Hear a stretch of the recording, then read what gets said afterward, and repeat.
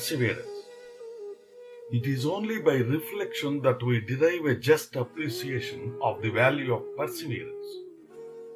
When we see how much can be accomplished in any given direction by the man or woman of but average ability who resolutely perseveres in the course of action adopted as the ruling purpose of their lives, we then arrive at a just estimate of the value of perseverance as a factor in success. The old fable of the hare and the tortoise only exemplifies a truth which we are all ready to admit when we once stop to admire those stupendous works of nature and art which proclaim in no uncertain tones the triumph of perseverance.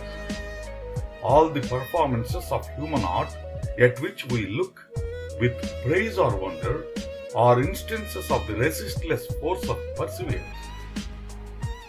It is by this that the quarry becomes a pyramid. It is by this the Colosseum of Rome was built, and this it was that enclosed in adamant the Chinese Empire. One man's individual exertion seems to go for nothing. If a person were to compare the result of one man's work with the general design and last result, he would be overwhelmed by the sense of their disproportion. Yet these petty operations, incessantly continued, in time surmount the greatest difficulties. Mountains are elevated and oceans bounded by the slender force of human beings. How many men who have won well-nigh imperishable renown in the world of literature, science, or art owe all their greatness to persevering efforts?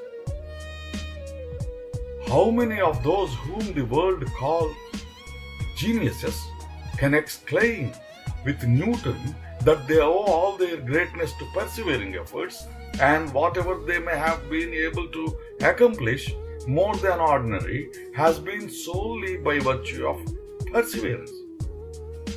They were the sons of unremitting industry and toil. They were once as weak and helpless as any of us, once as destitute of wisdom and power as an infant. Once the very alphabet of that language which they have wielded with such magic effect was unknown to them. They toil long to learn it, to get its sounds, understand its deeper fancies, and longer still to obtain the secret of its highest charm and mightiest power. And yet, even longer for those living glorious thoughts which they bade it bear to an astonished and admiring world. Their characters, which are now given to the world and will be to millions yet unborn as patterns of greatness and goodness, were made by that untiring perseverance which marked their whole lives. From childhood to age, they knew no such word as fail. Defeat only gave them power. Difficulty only taught them the necessity of redoubled exertions. Dangers gave them courage, and the sight of great labors inspired in them corresponding exertions. Their success has been wrought out by persevering industry. It has been said by shrewd observers that successful men owe more to their perseverance than to their natural powers, their friends, or the favorable circumstances around them. Genius will falter by the side of labor. Great powers will give place to great industry. Talents are desirable, but perseverance is more so.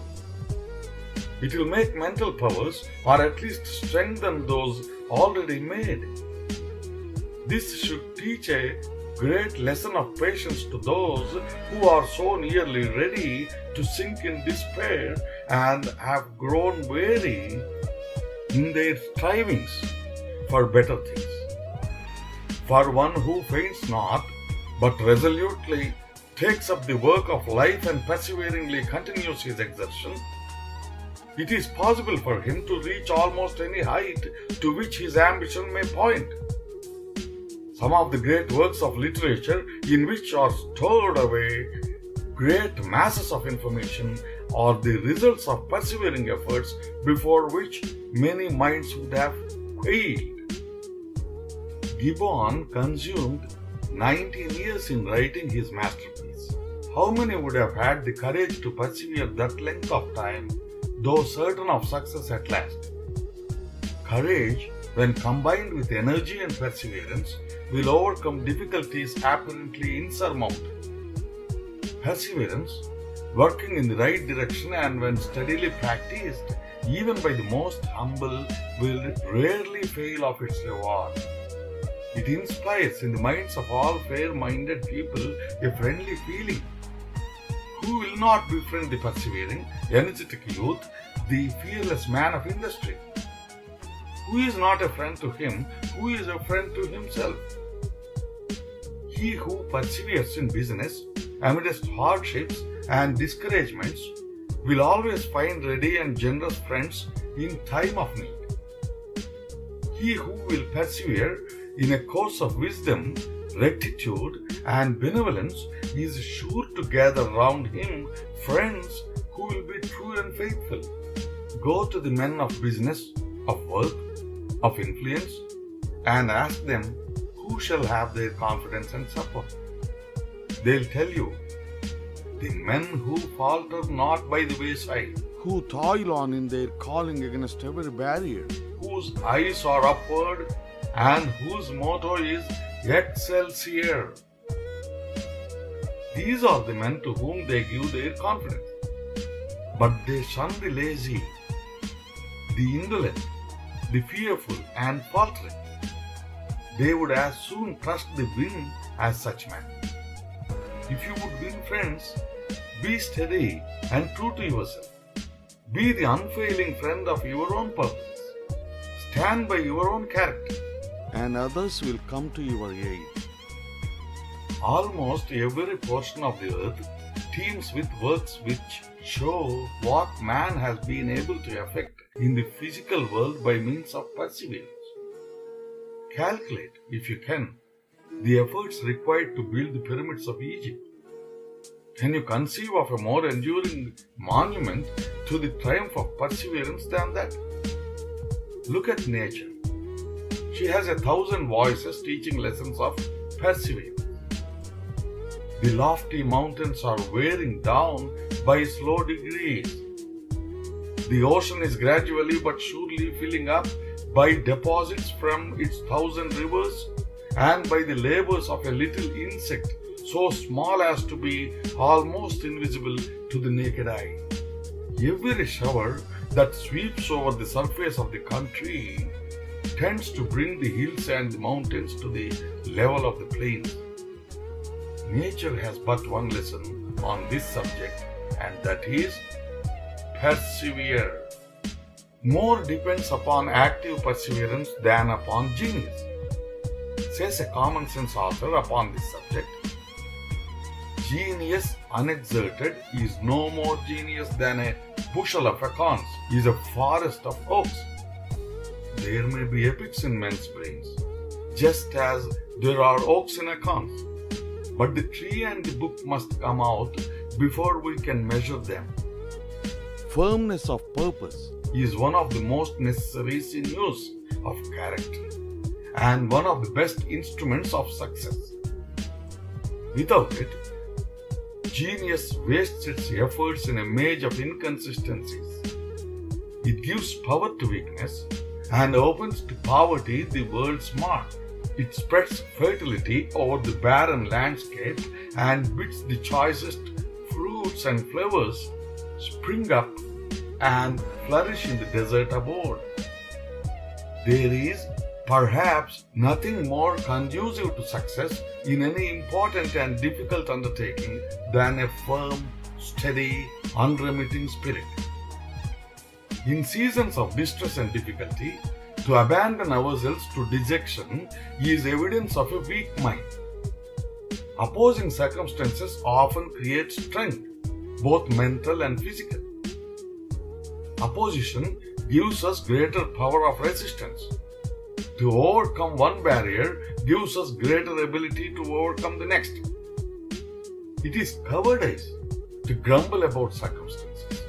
Instead of sinking under trouble, it becomes us in the evil day with perseverance to maintain our part, to bear up against the storm, to have recourse to those advantages which, in the worst of times, are always left to integrity and virtue, and never to give up the hope that better days may come. It is wonderful to see what miracles a resolute and unyielding will can achieve. Before its irresistible energy, the most formidable obstacles become as cobweb barriers in the path. Difficulties, the terrors of which cause the irresolute to sink back with dismay, provoke from the man of lofty determination only a smile. The whole history of our race, all nature, indeed, teems with examples to show what wonders may be accomplished by resolute perseverance and patient toil. How many there are who, thinking of the immense amount of work lying between them and the object of their desires, are almost ready to give up in despair. But do they not, when they view the work thus in mass, forget that there is time enough, if only rightly improved, to suffice for each effort? One step after another, perseveringly continued, will enable you to arrive at your journey's end, however long it may be. It is only when you come to reckon up the aggregate number of steps that you are ready to sink under a feeling of despair. But you are not required to take them all at once. There is an allotted time for each individual step. Thus, in viewing any work that you may have marked out in life, only remember that you are not obliged to do the work all at once, that the regular daily portions performed quietly and systematically day after day will enable you to achieve almost any desired result. When we reflect on the wonderful results that perseverance has accomplished, we are led to believe that the man who wills, resolves, and perseveres can do almost anything.